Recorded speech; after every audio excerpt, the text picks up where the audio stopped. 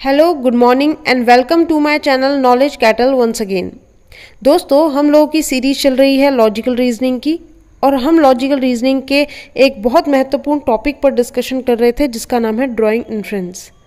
Inference की हम बात कर रहे थे और पिछले एपिसोड में मैंने आपको बताया था कि क्या होता है इन्फ्रेंस और किस तरीके से हम एक पैराग्राफ, एक स्टेटमेंट या 2 लाइन का स्टेटमेंट जो हो उसको पढ़ के कैसे बताते हैं कि स्टेटमेंट या जो आपसे पूछा गया है वो प्रोबेबली ट्रू है, प्रोबेबली फॉल्स है, डेफिनेटली ट्रू है या फिर डेफिनेटली फॉल्स है या फिर वो है डाटा इनएडिक्वेट, यानी आप आंसर उसका नहीं दे सकते।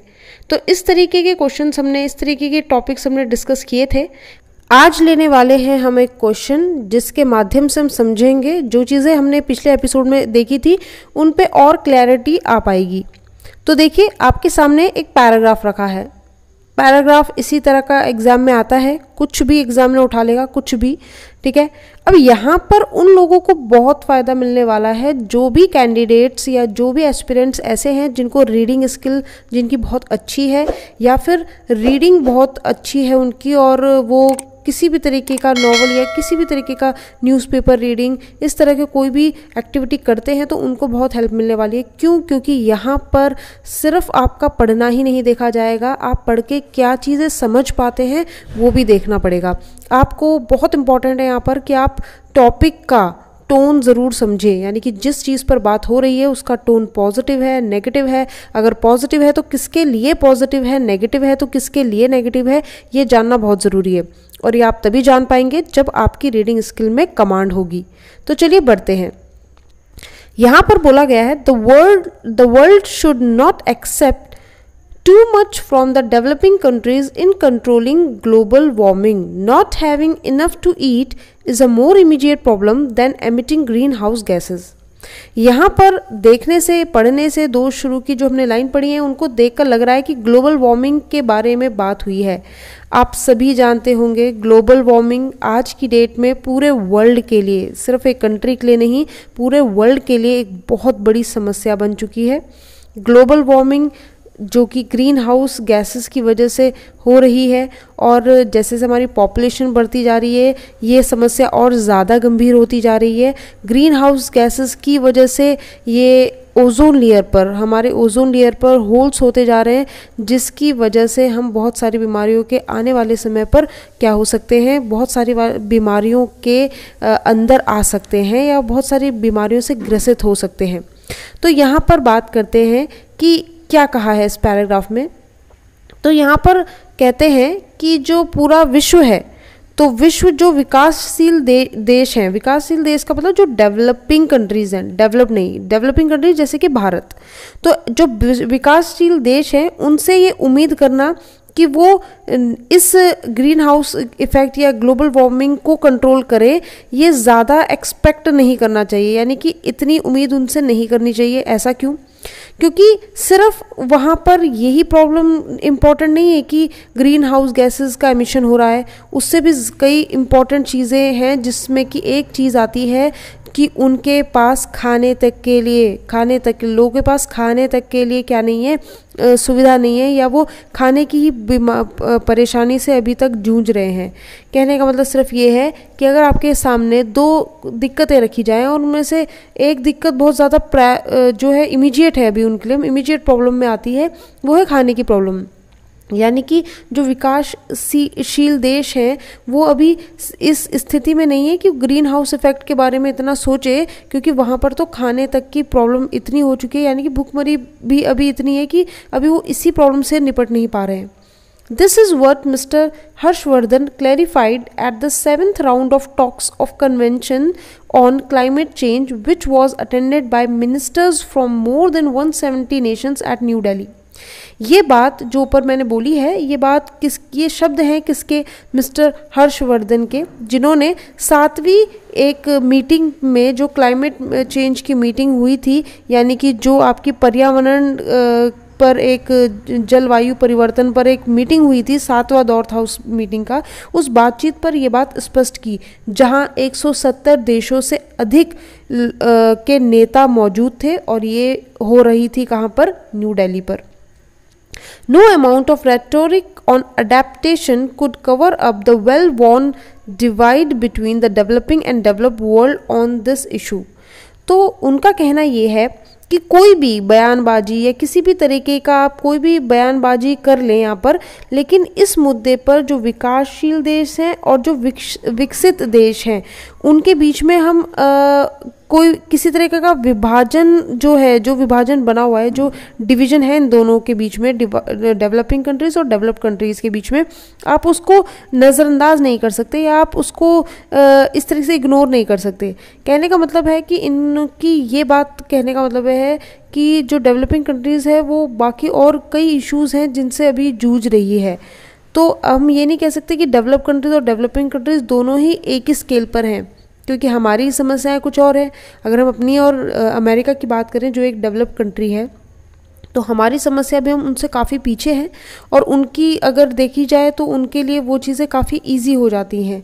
तो यहाँ पर सिर्फ वो ये बात कर रहे हैं कि इन दोनों में फ़र्क भी है और हम इतना ज़्यादा एक्सपेक्ट ना करें। जैसे क्लास में दो बच्चे होते हैं, एक जो पढ़ने में सही है या जिसके साथ कोई किसी भी तरह की फाइनेंशियल प्रॉब्लम या कोई इमोशनल प्रॉब्लम नहीं है, और दूसरा जिसके साथ ये प्रॉब्लम है, तो दोनों के बीच में हम दोनों से एक सेम चीज़ें एक्सपेक्ट नहीं कर सकते। तो बिल्कुल वैसा ही उन्होंने अपनी बात रखी है।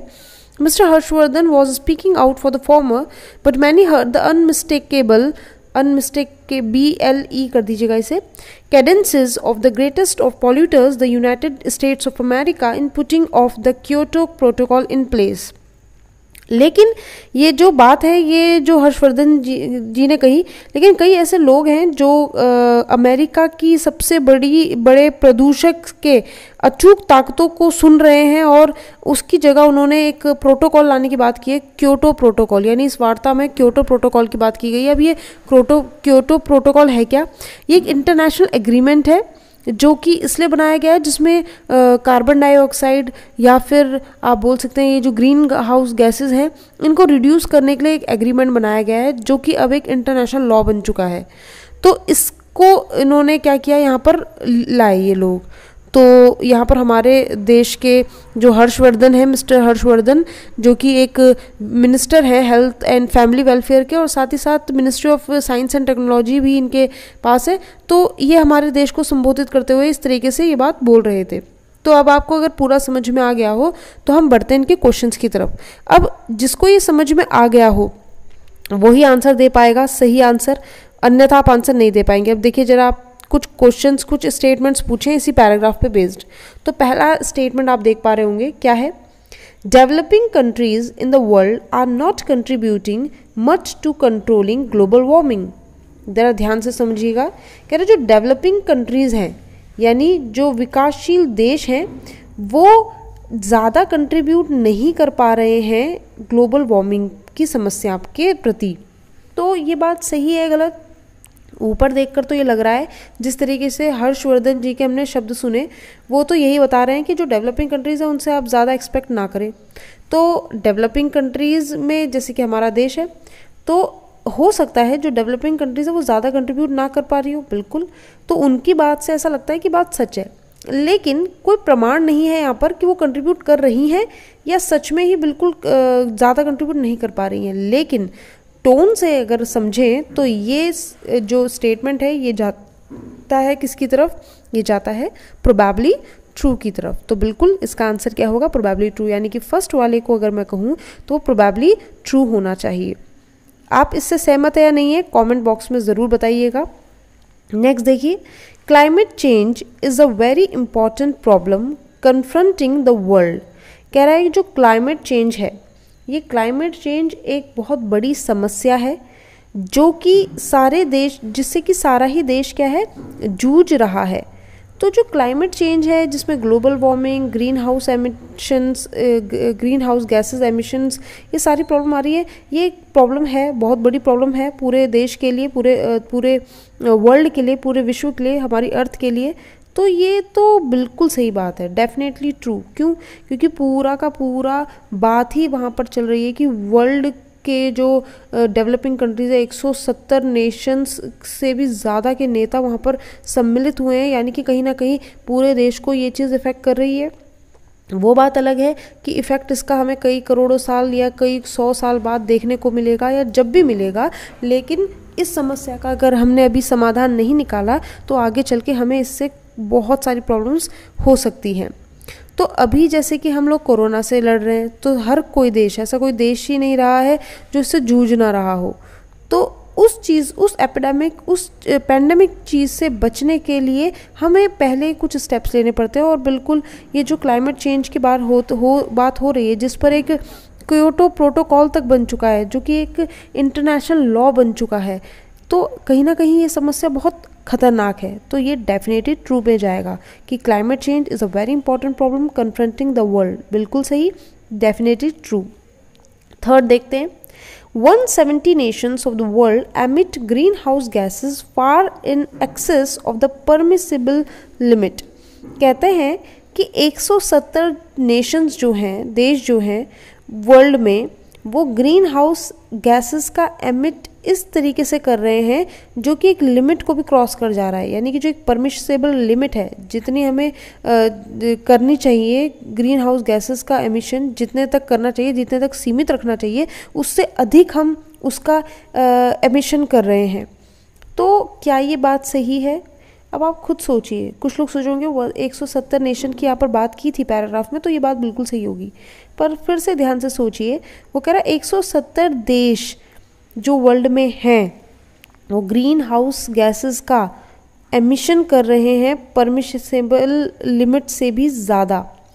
तो भाई सिंपल सी बात है, ये 170 जो दिया हुआ है वो कंफर्म तो नहीं है कि 170 ही देश है, और हो सकता है सारे ही देश ऐसा कर रहे हो। ये भी तो हो सकता है कि सारे ही देश ऐसा ना कर रहे हों, कुछ कुछ देश कर रहे हो। तो यहाँ पर एक कंफर्म नंबर आप दे रहे हो कि 170 नेशन है जो ऐसा कर रहे हैं, जो परमिसेबल लिमिट से ज़्यादा एक्सेस कर रहे हैं ग्रीन हाउस गैसेस। तो यहाँ पर तो ऐसी कोई बात ही नहीं हुई थी कि उनका एमिशन कितना है या कितना नहीं है, सबका एवरेज है या एवरेज से ज़्यादा है, ऐसा तो कुछ बोला ही नहीं। तो यहाँ पर आएगा डाटा इनएडिक्वेट। ध्यान रहे, डाटा इनएडिक्वेट इसलिए बोल रही हूँ मैं क्योंकि यहाँ पर इस 170 नेशंस ही हैं ऐसा श्योर नहीं है। नेक्स्ट देखिए, almost all the countries in the world are united in their stands on global warming.